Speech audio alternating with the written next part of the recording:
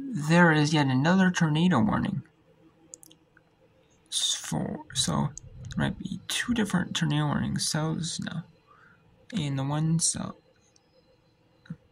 is in Blue Earth until 4:45 p.m. is now in Sueur and Waseca counties, southeastern Sueur and northwestern Waseca until 5:15 p.m. And as of 4:31 p.m. when this warning came, the tornado came, the storms were capable of producing terror, and they were located along line extending from Elson to near St. Clair, moving northeast at 40 miles an hour. And it's a radar indicated rotation threat.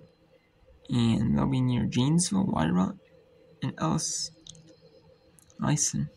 around 4:35 p.m. and Montgomery around 4:55 p.m.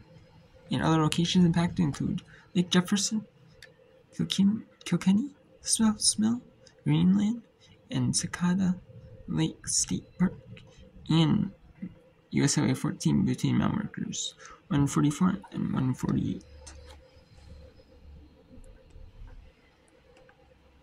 And there are no severe weather statements, not any special weather statements, no special weather statements in severe weather.